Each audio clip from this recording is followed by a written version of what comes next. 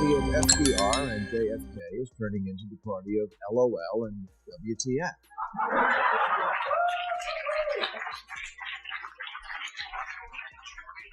Members of Congress tweeting things like cancel rent, cancel mortgage, and no more policing or incarceration, declaring that capitalism is slavery, canceling Lincoln and Dr. Seuss, teaching children they're oppressors, math is racist, making Mr. Potato Head gender neutral, and now an emoji for pregnant men. Real, I'm not making it up. And normal people read that San Francisco has basically legalized shoplifting. They think Democrats have gone nuts. They think, that Ted Cruz guy seems like a real stiff. But at least he believes in the concept of shopping with money. There's a very uncomfortable truth sitting right in the middle of American politics right now. A lot of people didn't become conservative because they suddenly fell in love with Republican talking points. They got pushed there. They got tired of being lectured, scolded, shamed, and treated like villains for asking basic questions. Bill Maher has been hammering this point harder than almost anyone on the left because he understands something the Democratic Party still seems allergic to admitting. When normal people look at politics and see slogans like cancel rent, defund the police, claims that math is racist, gender-neutral potato toys, and pregnant man emojis, they don't think, wow, finally, serious leadership. They think, okay, has everyone lost their mind? And if you enjoy sharp political commentary that says the quiet part out loud, hit that like button, subscribe, and stick around, because this one gets messy fast.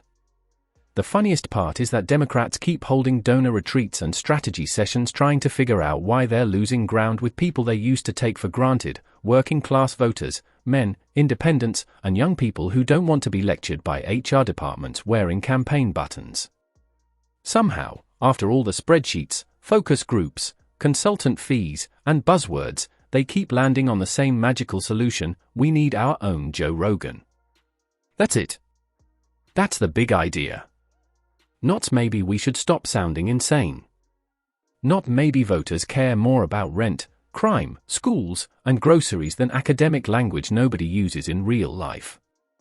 No, apparently, the problem is that Republicans have podcasts. Well, it's never too early to strategize. Democrats have been having a lot of donor retreats lately where liberal strategists hold idea talks, where they try to figure out why they keep losing elections. Apart from using words like idea. And now one idea that's getting a lot of attention is the Dems need to find their Joe Rogan, a liberal Joe Rogan, because that's why Kamala lost. Republicans have a podcast. And look, having a strong media ecosystem matters. Of course it does. Joe Rogan reaches millions because people feel like they're hearing an actual conversation, not a pre-approved campaign memo disguised as personality. But here's where Democrats keep missing the point: Rogan didn't become influential because he sat behind a microphone for 3 hours. Plenty of people do that. He became influential because people never fully know where he's going to land. He'll agree with you on one thing, question you on another, laugh at something ridiculous, change his mind, bring on people from across the spectrum, and let conversations breathe. That's the part you can't manufacture in a consultant lab. You can copy the studio lighting, the casual hoodie, and the just asking questions a vibe, but if everyone knows the answer before the question is even asked, it's not a conversation, it's theater. It's a podcast wearing a leash.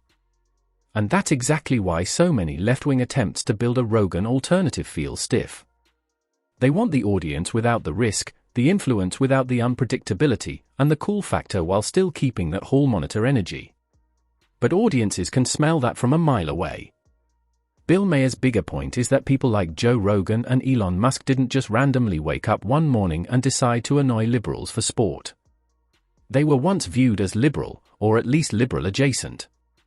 Rogan supported plenty of left-wing ideas, and Musk was the electric car guy, the climate tech hero, the futuristic billionaire who was supposed to be on the right side of history. But over time, both became symbols of something Democrats hate talking about. I don't think his mind is completely inflexible. His neck, yeah. but not his mind. And he's expressed unease with some things Trump is doing, as has a certain disgruntled former employee named Elon Musk,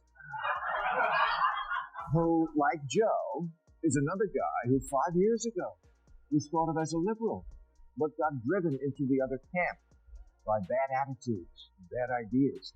A reversal I completely understand, although I would never understand. I also see the woke mind virus. I just don't jump from frying pans into that. Ideological eviction. You don't have to agree with everything Joe Rogan says, and you definitely don't have to agree with everything Elon Musk says.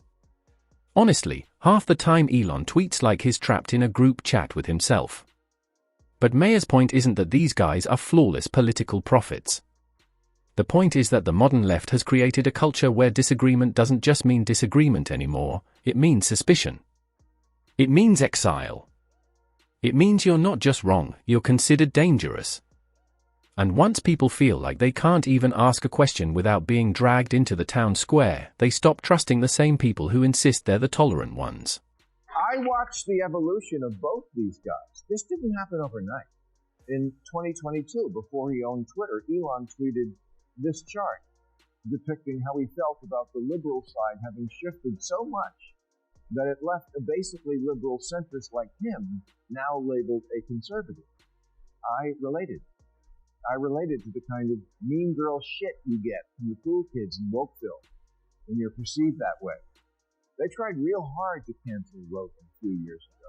And when Elon hosted Saturday Night Live in 2021, well before he was a Trumper, some of the cast members gave him the cold shoulder for the sin of being rich. That's where the woke mind virus critique hits hardest, because whether people love that phrase or hate it, what it describes feels real to a lot of Americans. It reflects the sense that institutions have been captured by a style of politics that is less about persuasion and more about control, less about justice and more about punishment, and less about helping people and performing moral superiority in public. Nobody likes being ruled by the student council forever. Think about how quickly certain debates became untouchable: women's sports, crime, immigration, schools, pronouns, and campus speech. If you asked the wrong question, you weren't invited into a debate, you were labeled. And once you're labeled, the conversation is over. That's not politics, that's social quarantine. Representative Seth Moulton, a Democrat, raised concerns about biological males competing in women's sports, and what happened? He didn't get a thoughtful, party-wide conversation about balancing inclusion and fairness, he got slammed. Dave Chappelle challenged progressive orthodoxy in comedy, and instead of people saying, maybe comedy is supposed to make everyone uncomfortable, there were campaigns to treat jokes like public health emergencies. That's the issue Maher keeps circling back to: when a movement can't tolerate dissent from its own side, it stops being a movement and starts becoming a church, and not the fun kind with music and potlucks, but the kind where everyone whispers because they're afraid they'll be accused of heresy. Last week, Massachusetts Congressman Seth Moulton said, "I have 2 little girls. I don't want them getting run over on a playing field by a formerly male athlete. But as a Democrat, I'm supposed to be afraid to say that. Yes, there's the problem in a nutshell." This is why the Joe Rogan story matters. It's not just about one podcaster, it's about millions of people watching the same pattern and thinking, wait, if they can do that to him, what would they do to me? If a famous comedian with a massive audience can be targeted for having the wrong guests or asking the wrong questions, imagine what happens to a regular person at work, at school, or online. That fear changes behavior. People don't become more open-minded under that kind of pressure. They become quieter, then resentful, and eventually start looking for anyone willing to say, "You're not crazy." And guess who benefits from that? The other side. That's the great irony. The more the left tried to police the boundaries of acceptable thought, the more it created demand for people outside those boundaries. Every cancelled comedian became more interesting. Every banned conversation became more attractive. Every forbidden opinion became a glowing red button that ordinary people suddenly wanted to press. You can't build a culture around "don't say that" and then act shocked when people flock to the person saying, "Let's talk about it." Then there's the old Democratic identity, the party of FDR, the party of JFK, the party that once talked about workers, freedom, fairness, and national confidence. Whatever you think of those eras, those Democrats knew how to speak to ordinary people. They didn't sound like a faculty lounge had swallowed a campaign headquarters. Now, too often, the party sounds like it's being run by activists who learn politics from comment sections and college seminars. Cancel rent. Okay, then who pays the mortgage on the building? Who fixes the plumbing? Who keeps the lights on? No more policing. Okay, then who shows up when someone breaks into your house, a restorative justice circle with snacks? It's not my fault that the party of FDR and JFK is turning into the party of LOL and WTF.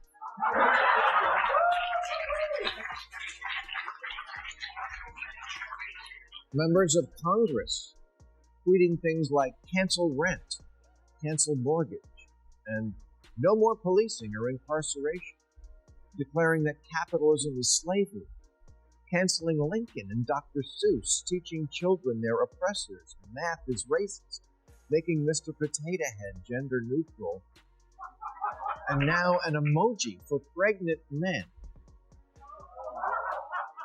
Real, I'm not making it up. This is where regular voters check out, because they may not be political junkies, but they know when something doesn't pass the basic reality test. They know rent doesn't disappear just because someone tweeted it in all caps. They know crime doesn't vanish because you change the language around it. They know a city doesn't become more compassionate when small businesses are being looted and people no longer feel safe walking home. The San Francisco shoplifting debate became a perfect symbol of this disconnect. Whether or not every detail was exaggerated by political media, the perception stuck because people saw videos, heard business owners complaining, watched stores lock up basic goods behind plastic cases, and thought, something is broken here. And when Democrats responded with nuance that often sounded like denial, many voters heard, we care more about explaining crime than stopping it. That's political poison, because most people aren't asking for cruelty or some dystopian police state. They're asking for the basic promise of civilization: if I follow the rules, other people should have to follow them too. That's not extremism, that's society. And normal people read that San Francisco has basically legalized shoplifting. They think Democrats have gone nuts. They think, that Ted Cruz guy seems like a real stiff. But at least he believes in the concept of shopping with money. Maher also takes aim at regulation, and this is another area where Democrats could have had an easy win but somehow turned it into self-parody. Most Americans support reasonable regulation. Nobody wants chemical plants dumping waste into rivers. Nobody wants banks gambling with people's life savings. Nobody wants drug companies operating like cartoon villains in lab coats. But there's a difference between protecting people and smothering